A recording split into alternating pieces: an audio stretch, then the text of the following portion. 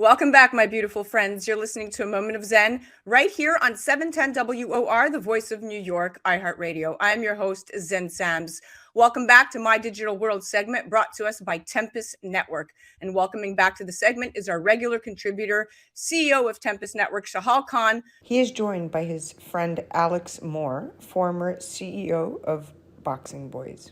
Now, the Boxing Boyz is a 3D animated NFT collection of 5,005 unique boxing characters with 150 different elements. They combine the real boxing world with the digital revolution through a play-to-earn game. Today, we're chatting Metaverse, blockchain, esports, and how it all fits into the Tempus Network. Video games play a central role in the creation and expansion of the metaverse, and gaming platforms are uniquely positioned to influence the metaverse business overall. The metaverse, for those of you that are unfamiliar, is a 3D interactive virtual world built on the principles of Web 3.0 and aims to provide consumers with a 3D entertainment experience. There are many blockchain-based metaverse worlds like Decentraland or the Sandbox.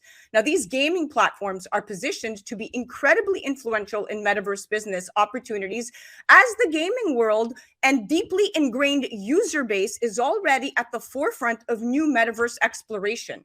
And this immersive hybrid model brings esports fans engagement to completely different levels. And the growing, especially Indian gaming industry, has the potential to leverage this opportunity to shape the metaverse technology and become a global frontrunner.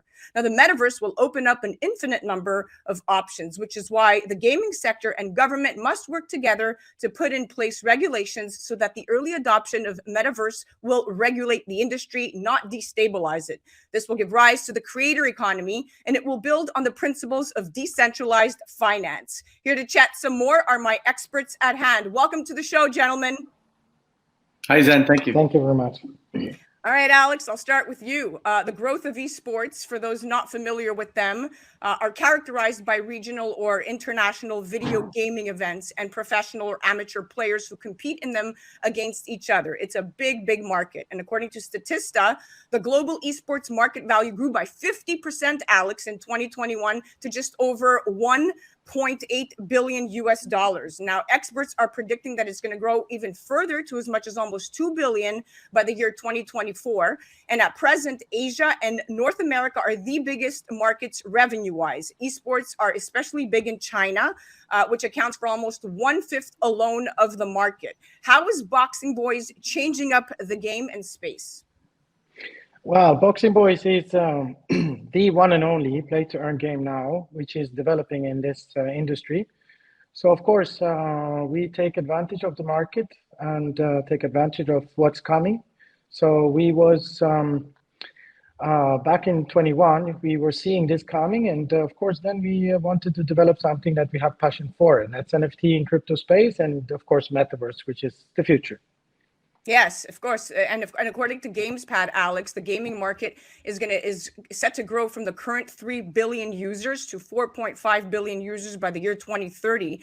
U.S. consumers spent an estimated $60.4 billion on gaming from the years 2010 to 2021. And about 60% of industry experts believe gaming is going to dominate the virtual reality VR-related investments in the next few years, which brings me to my next guest, Shahal. Welcome back, my friend.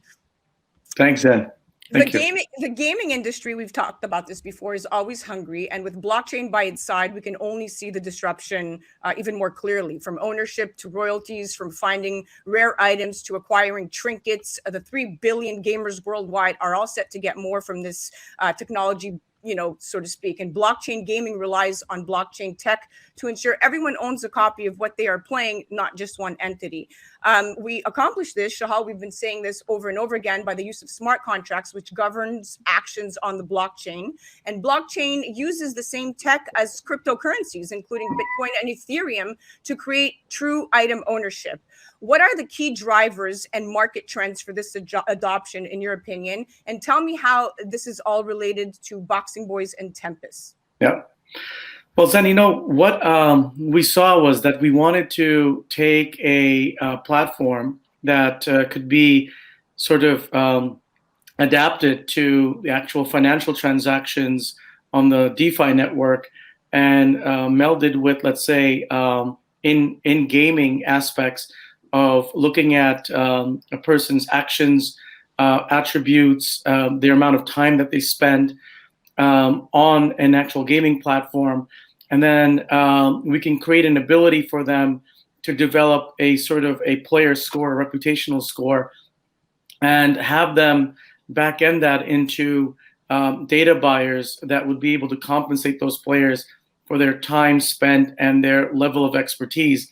So in my search for looking for a possible gaming partner that can do that, we needed an aspect of a game that is being created, that hasn't fully launched yet, but we could incorporate these aspects of the financial side of, let's say, play to earn or engage to earn, right? Both of them at the same time, because there hasn't yet been a game that does both, where you play to earn, so you're kind of paying into the game in order to achieve larger amounts of compensation, but you're also engaging and earning within the system, and within that system, you're able to actually take your actions that you've finalized, and you're able to then get compensated for those, and those are a record on the blockchain. So with this, I think this is going to be a unique opportunity to see Boxing Boyz develop into that. Interesting, because now let's get Alex's to pipe in here his opinion. But the Boxing Boyz collection, Alex, to my understanding, is made up of dynamic non-fungible tokens, DNFTs. And a dynamic NFT is an NFT that can change based on external conditions. Change in a dynamic NFT typically refers to changes in the NFT's metadata triggered by what I originally said, the smart contract, which is at the base of it all. And the blockchain behind this advanced technology, in your specific case, is Chainlink. I know that Chainlink is an off-chain data delivery service that can securely deliver external data into smart contracts where it can be used to update a DNFT. Talk to me about the Boxing Boyz monetization model. Yeah, so why we choose to use this is, of course, the NFTs is made up of, like you said, dynamic non-fungible tokens, and put simply, a dynamic NFT and NFT that can change based on external conditions, and it's change in a dynamic NFT often refers to a change in the NFT metadata triggered by a smart contract. So that's why we're using it. And when this monetization model seems pretty simple, but yes, it's a bit more complicated and different than your other play to earn monetization models. How does it differ? Yeah, so the previous NFT collection we had was basically the art collection, which is of course a fantastic collection. It's unique in many aspects, and the next collection that we're coming with, I don't know if you know, but we will come with another collection, which is then the NFTs, and this will be a more integrated NFT that you can use more widely.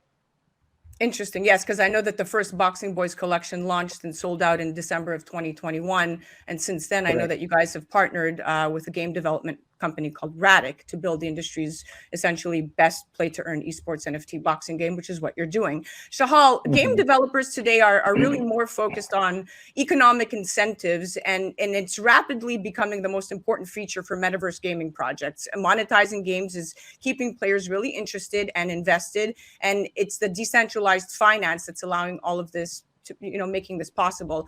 We see more gaming projects expand and utilize technology like augmented reality, AR, and virtual reality, VR. We will also notice that metaverse games will have incentive structures that allow players to earn real world income. What is your vision with the Tempus model? Yeah, well, first of all, you have to have the right AI and the right ML, and to be able to look at a user's identity, and then across the board develop a habit range and a skill range for that person that is participating. It's going to start from games, and then it's going to go into people's actions in the metaverse, right? Yes. Because at the end, as AR and VR takes over, people will have reputational scores or skills scores that are going to be able to represent them in even avatar form. But behind the scenes, you're going to have, and you talked about regulation, Zen. This is going to be very important for governments and corporations and other people interacting with other people to understand who they're dealing with. not only their levels of skill play or their levels of interaction, but who they are, where they're coming from, where they're earning from, where they're trading from, in order, as this becomes larger, to be able to create everything from taxable income to be able to actually regulate the actual platforms that are offering these income streams. Because at the end of the day, governments want some taxation, right? This can't be completely offshore. But in order to integrate this into these kind of platforms initially and do it in the right way, will allow regulatory environments to coexist with these developers. And I think Dubai and the UAE and other regions are doing a lot of things to this nature, to develop not only technologies on the ground that are fast, that are low cost, that are secure, but also allowing them to be put on regulated exchanges and platforms where people can, tie in DeFi wallets, be able to buy NFTs, receive income as well in those NFTs, and then those could be reported back to the exchange, and then back to, I guess, whatever the government entities are that want at that certain point in time that knowledge.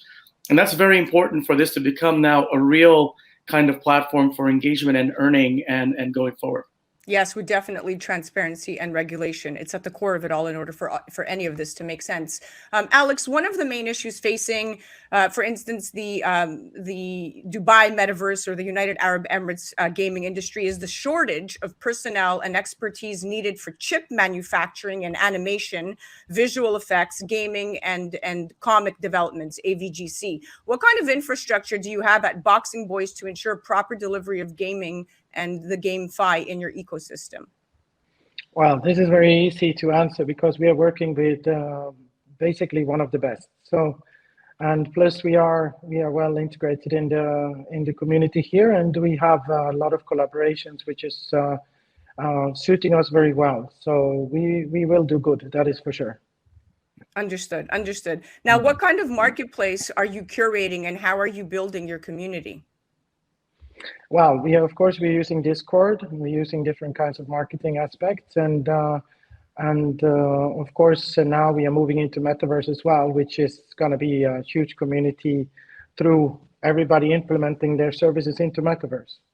Of course. So, Extremely important. Shahal, the future gaming metaverses may also decentralize gameplay. That's what we're talking about, which means the users will have a say in how the game progresses. And decentralized gaming organizations will enable users to vote for how the story goes forward and how a game asset needs to be valued in the market or even in the design of the gaming NFTs. Furthermore, users who require an original NFT in the game can earn a continuous royalty on that NFT in the open market. How is this solving real world issues, and is it paving the way out of poverty for some? Oh my God. I mean, there's so many things. There's aspects of media that is not going to be controlled or governed by one entity, right? Media in terms of this can flow into news. This can flow into content creation, so many things, right? It's really putting the power of what information, what content goes out there in the hands of groups of people that are now tied into that sort of information stream.